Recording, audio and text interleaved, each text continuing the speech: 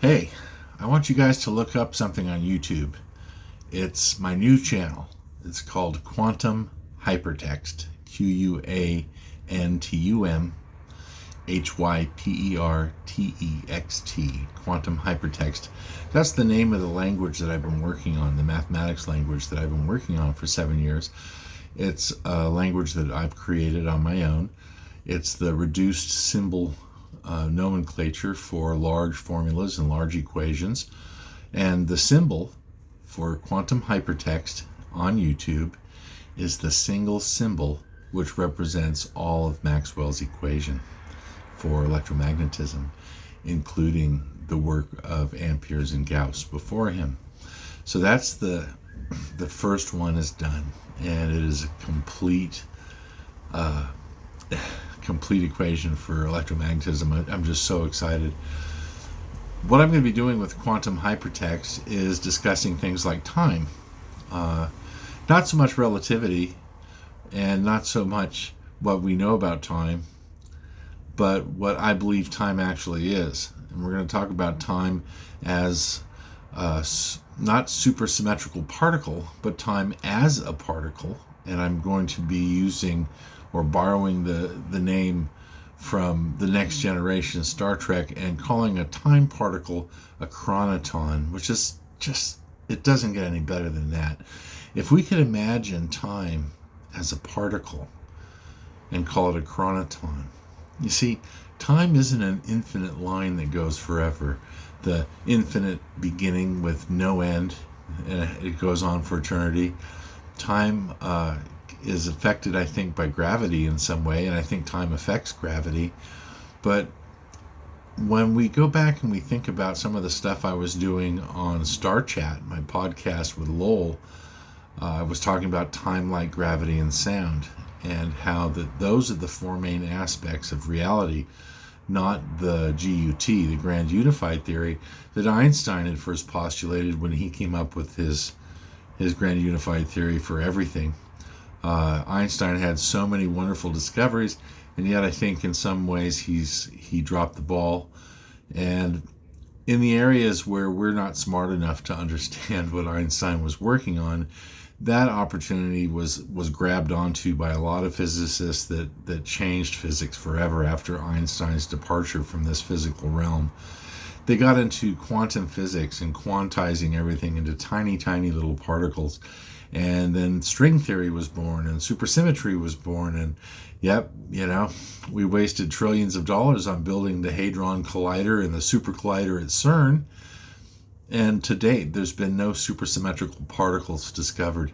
And of course, that group of physicists in science are pushing for the next generation of super colliders, which will cost at least $1 trillion to build. And they said, well, if we just build it bigger and more powerful. Well, there are things that have come out of CERN that are not good. It doesn't matter if it's a micro black hole or if you believe they've opened up portholes to dark entities. It's just not good science. I know that all of you understand my belief that technology is a bit of a scam. I don't know any animal or part of the planet that's benefiting from our ability to buy a new cell phone. And cell phones are great for communicating with other people, but I like everyone to start limiting their use. And if you need to do a lot of work and you need to do some computational studies, or you're working on an abstract, or you're just writing a book, use your computer. And cell phones are a terrific media tool, and they know that, and it's a great way to distract human beings. Let's go back to quantum hypertext.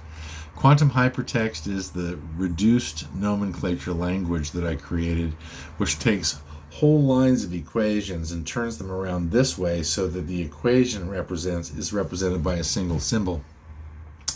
I'm finally going to be putting some stuff up about that. Plus, I'm going to be doing some science, some simple physics and simple quantum mechanics to describe time as a particle. You see, gravity can be described as a particle in the form of a graviton, and light can be described as a particle in a photon. And of course, sound is made up of many pressurized particles of frequencies. But time is always viewed by science as a linear force that goes on forever.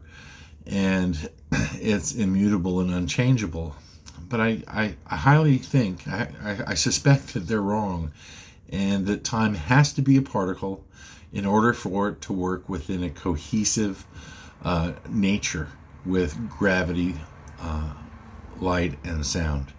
So if we put time, light, gravity, and sound together as a field of particles, then we realize that they can be sort of a bath that works together. Now, I'd like you to look up the term yocto, and that's Y-O-C-T-O, and it's a trillionth of a square meter cube. And it's the smallest measurement that science has today. And yet scientists don't use yoctos very often. And I'm working in yocto particle physics, if that makes sense, because I believe that time is an infinite field of yocto particles of a type of anti-meson. And I believe that time both gives and takes away at the same time. That's how it's fueled to move forward. Time produces a past for itself as it moves forward. We'll get more into that.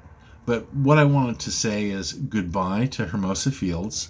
I started keeping things a little bit light with just films of the rocks in the ocean and the umbrella in the sky. And there's so much information with people just yickety yak, and it's just stuff that we don't need to watch. And I was thinking, wow, I've got 171 subscribers, and I've got new subscribers that have come on, and I'm thinking, boy, they missed out on a whole bunch of stuff.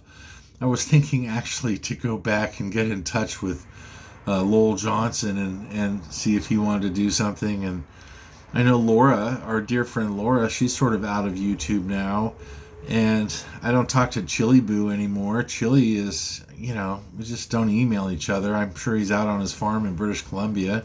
My friend Tim's over in the UK. I think he's up in Scotland panning for gold.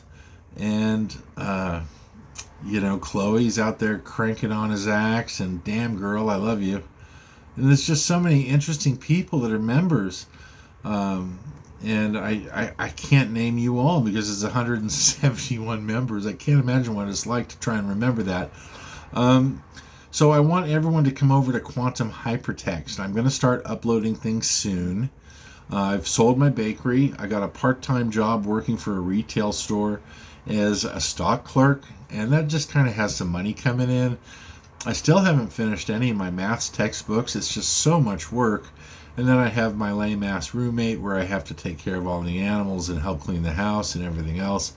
I know, God, that old guy's got a roommate. It's like, I've been working with some other professionals within the media industry, and they're thinking about doing some really interesting scientific documentary work with me. And I've got some other friends that are in aerospace that are urging me on to join them on some level. But gosh, I don't really want to work for a company that's building satellites or building bombs. It's just such bad karma. So if you guys could stay in touch, go over to Quantum Hypertext. Over the next week, I'll have some stuff coming on. The channel's established, but there's no content yet. And I've monetized it, which gives me the ability to do some other things with the channel, like promoting products that I like, promoting other channels. And when you use the YouTube algorithm for monetization, of course, there's commercials. Now, I don't think I get paid for commercials. I think I get 5 cents for like advertising if I advertise somebody's products. It's really crappy. I don't know how anybody makes an income off of YouTube. But by doing that, by going over to that style of channel, it gives me an opportunity to have all kinds of editing tools, all kinds of video tools, all kinds of sound and music stuff that's just not available on your standard YouTube upload channel. And they set the whole system up like that.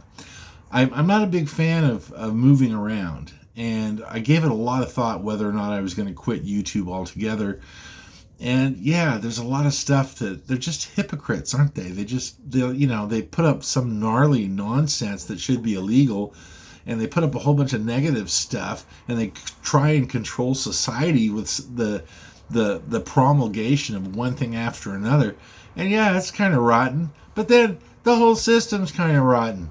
So it's like, you could bury your head under a rock, or you could still partake in the rotten system and still see if you can produce some sunshine. That's all. So I really love you guys. I want you to come over to Quantum Hypertext as soon as possible. I'll put up something really short and stupid. Maybe I'll tour around my study here, and we'll have a look at the books that I own and some of the doodads and some of my boxes, and it'll just be, 15 minutes of walking around looking at weird stuff and cool books. Why don't we do that? And then you guys can get an image of what the inside of my mind looks like, because this study is definitely a good snapshot of the interior of my cranium, where my Mr. Brain lives. I love you guys so much. Come over to Quantum Hypertext, shutting down all the other stuff, and we'll see what the future brings. Bye. Bye.